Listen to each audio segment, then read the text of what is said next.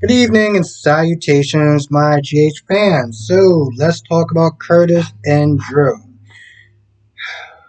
You know, even though Drew has been on this show, or Cameron has been on the show for quite a while now, it's still just like a breath of fresh air every time he's on scene.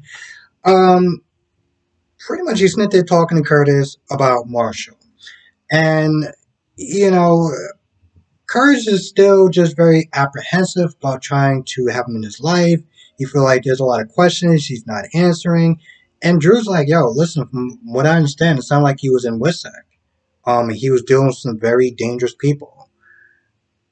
And the fact of the matter is, Curtis told him that, hey, he said that if I start asking a bunch of questions, it could put, my life in danger and Stella's life in danger. And, Drew is like, and his life in danger too. So, you know, pretty much when you're in WebSec, it's not like something you just advertise your whole business and everything like that. And he seemed like he gave him as much as he could, So Drew was like, at this point, you know, you got to sit there and probably meet him halfway. He's not going to be able to sit there and tell you everything, every little minute detail about everything that happened and the players and the people that's after him. You're just going to have to sit there and trust him. And, Curtis is like, well, what he was just saying something. He was like, what if this, what if that? I was like, bro, did you not just hear what he said? Like, he literally said that as far as Marshall's status is concerned, this is as much as you're going to be able to get to know with him still being in Woodstock or whatever, still running from those bad people. And the fact that Drew's like, if it's mob related and, dealing with rats, like there's consequences. After that whole speech, he's still just like, well, what about this or what about that? It was like, bro, did you not just hear what he said? Like literally, I was just kind of standing there. It was like, oh, bro, come on, like, you really? Now I wonder, because in the beginning, Curtis had to sit there and kick these people out because one of them was sitting there selling stuff, and Curtis was like, "Yo, bro, I'm not with that. Like, you got to take that somewhere else. Like, go." I wonder if that's going to actually have some sort of impact as far as what happens later, towards the end of the episode. Marshall's on his date with Epiphany, and just kind of getting into more of her past. It was, I'm not gonna lie, Epiphany is a weird character for me because there's times where she can come on there and she can actually be useful and insightful and really give a lot of value and meaning to some episodes.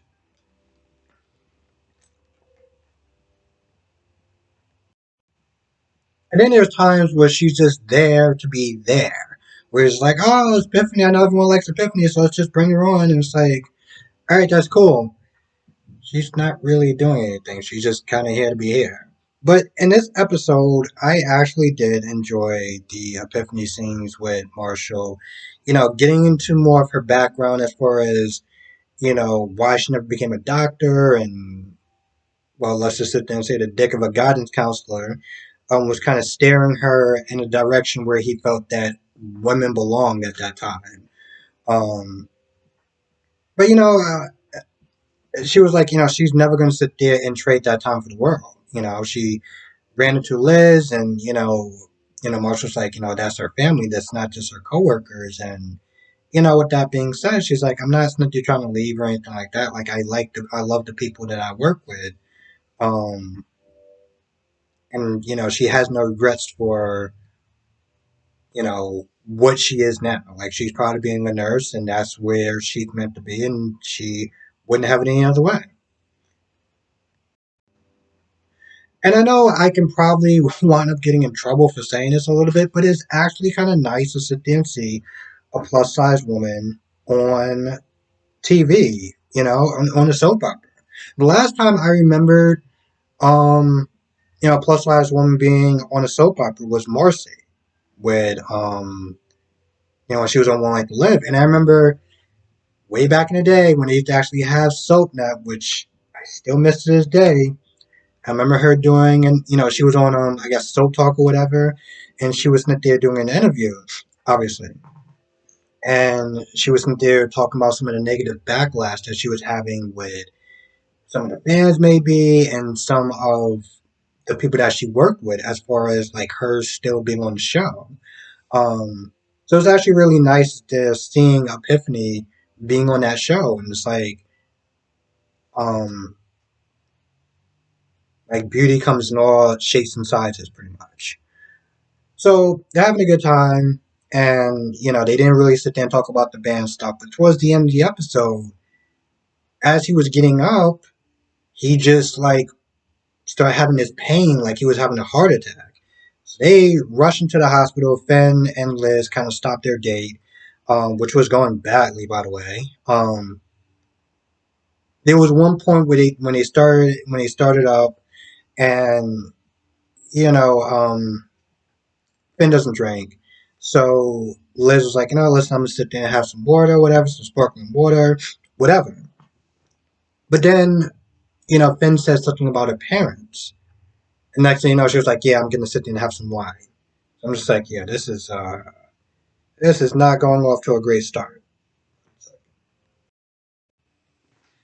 Now, here's the thing: when Liz is sitting there talking about her parents, and there's one point where I guess they were doing something like Doctors Without Borders or whatever, and pretty much they shipped her off. They shipped her to Port Charles to sit there and live with, her grandmother. So, Finn was like, I'm sorry, whatever. He even apologized for bringing it up. So, you know, I, the way I look at it is like, okay, that's what, this is the reason why Liz has such a hard time talking about her parents, talking about her dad or whatever, because she said they were close, besides her being a teenager and, all the stuff that comes along with that. Um, but I feel like it's more than just that. Like, I feel like it's more than just the fact that they, shipped her off, like, because I can understand that, they shipping her off to Port Charles to be with her grandmother, like, I don't feel like dealing with her or whatever. Like what we're doing is just so important. We just don't have time to deal with whatever you're doing. So I can understand that to some extent. But the way she reacted, I think to like the photo or whatever, and like she like crumpled it up or whatever. I can remember she did something to a photo. But my point is that I feel like there's a lot more than what Liz Smith is saying as far as her parents is concerned. Um, Anyway, even in the beginning, when she was about to go on a date, she ran into Portia and Terry, and she started talking about her ring and how something bad was going to happen. It was kind of an omen, like she didn't want to like do the date anymore. And I'm like, uh, I feel so sorry for the people that's like invested with this whole Finn and Liz thing because it's back and forth, and she's not ready, and this and that, and it's like, oh my god, like you two are just exhausting in a different way. Not the Sunny and Carly exhausting, but just like, oh, come on. And I'm gonna get to my other little I don't even know what to call it. Anyway, they're having a date, and that's when Marshall more or less kind of keels over, and Finn and Liz kind of rush over, and they take him to the hospital. They call Curtis because Curtis is talking about Portia for a little bit. And he gets a call from Portia, and Portia's like, "Yeah, you got to get to the hospital. It's your dad. It's your father." So, and this is when he was just sitting there thinking about maybe listening to Drew as far as like trying to meet him halfway. But now, you know,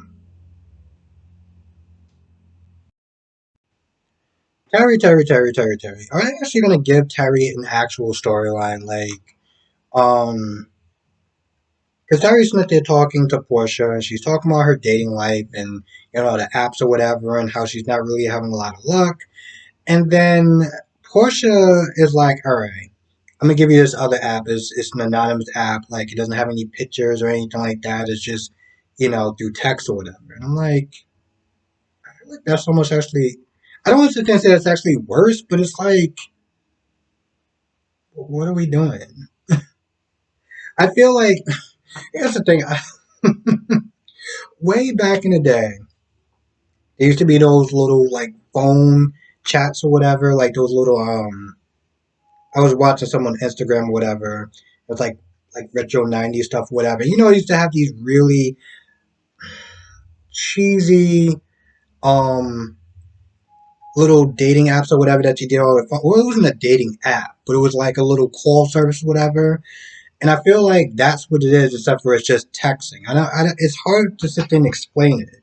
But it used to be like those 1-800 numbers or whatever, when you sit there and meet like these guys or girls or whatever. And like before the internet was like really a thing. And I feel like she's just putting her back into like somewhat the dark ages. But she downloaded this app, um, and within a few minutes, because Terry was like, a lot of these people just want to hook up or whatever, not really kind of just get to know people. So, and it's kind of weird because she got a match or whatever, but there was one point where it almost looked like it was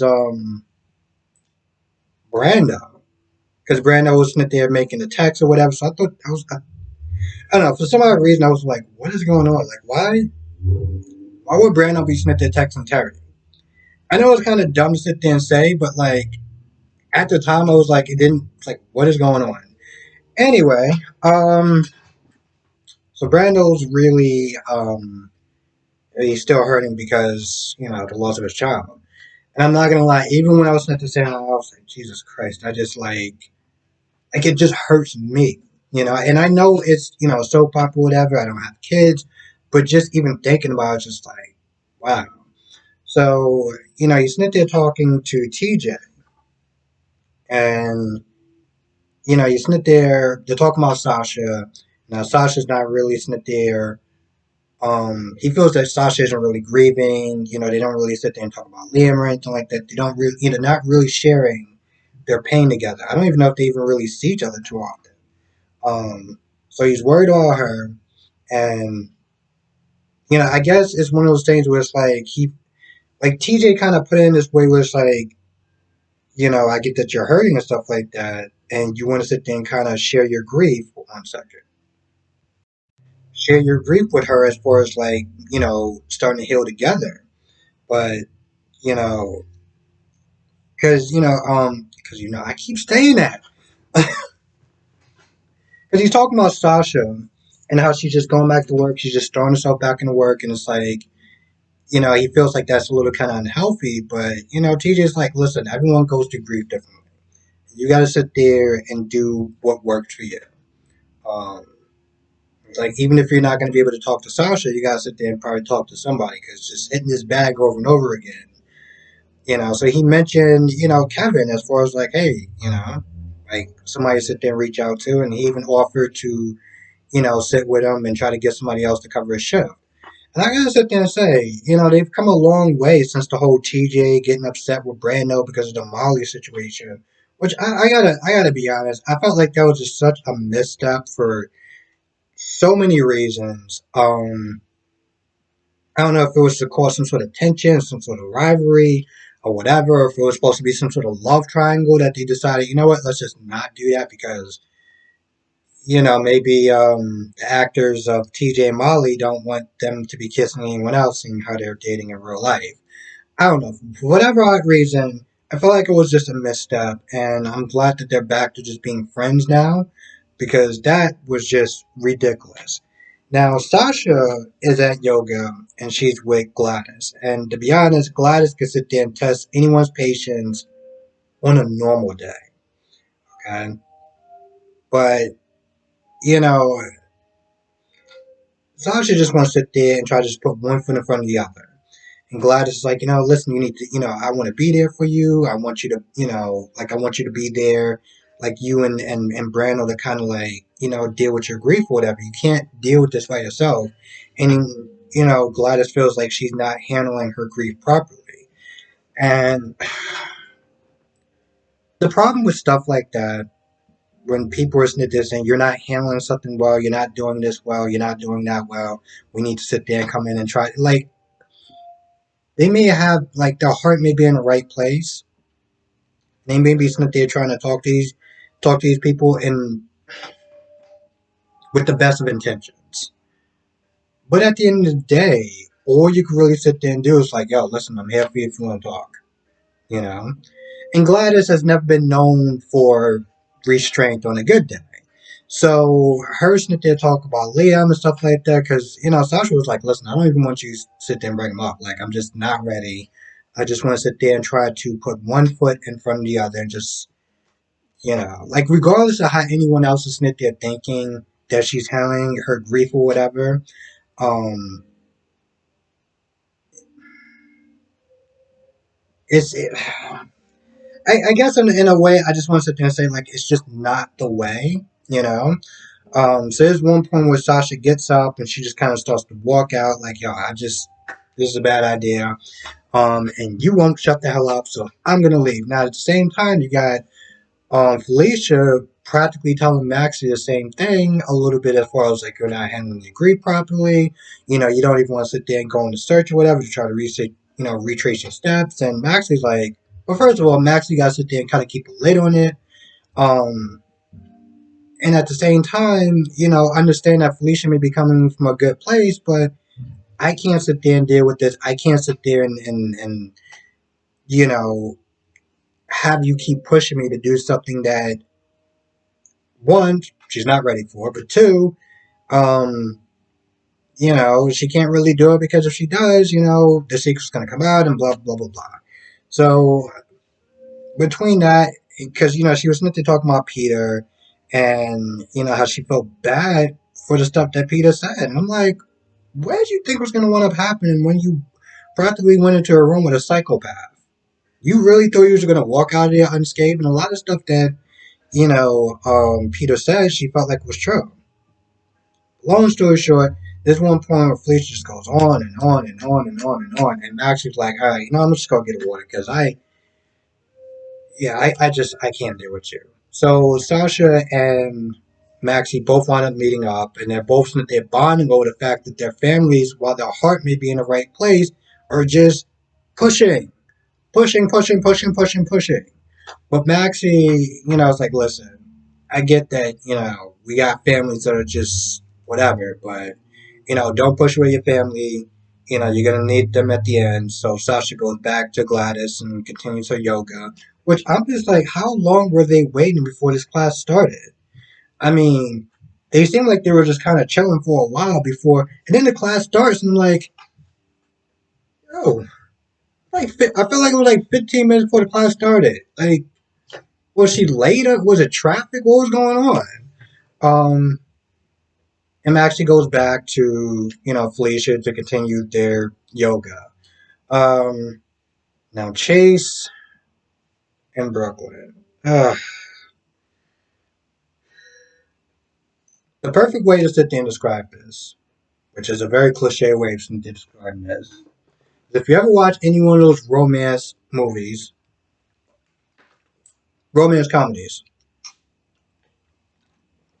there's like the couple seems like they're getting along. There's a lot of fun banter and everything like that.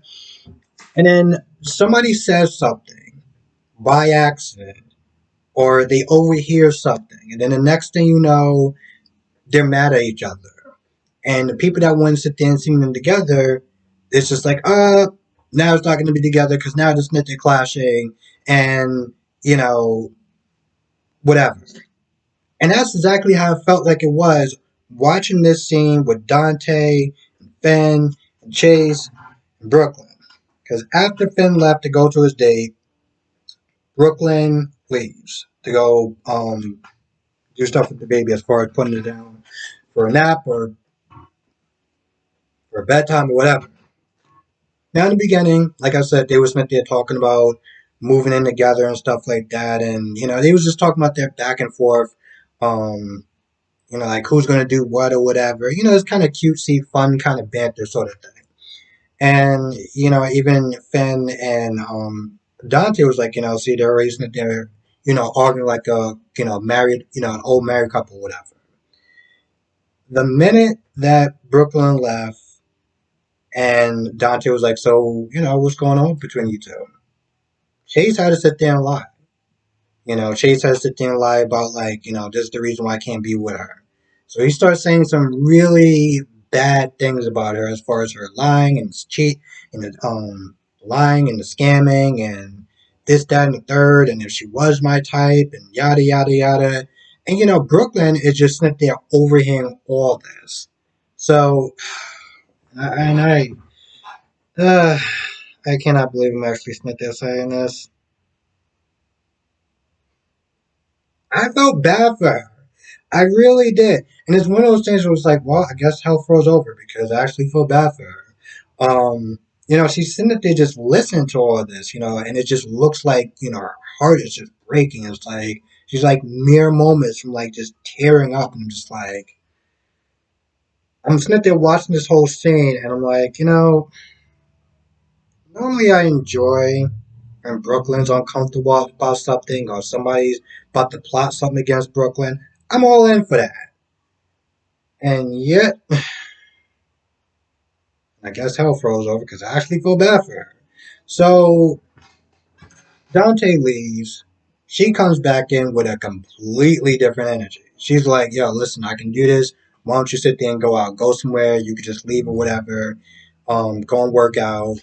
Do what you got to do.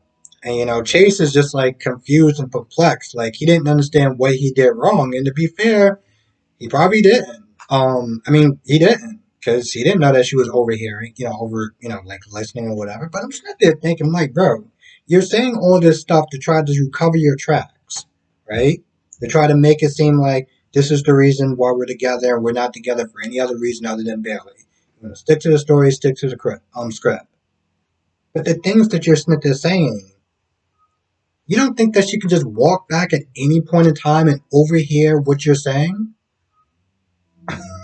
I know this was one of those things where it's like it had to happen because, like I said, in these romantic comedies, everything is going good and, you like them together and the banter and everything like that. And it's just funny. And then something happens to one person and they get mad at the other person. And it's this whole little argument.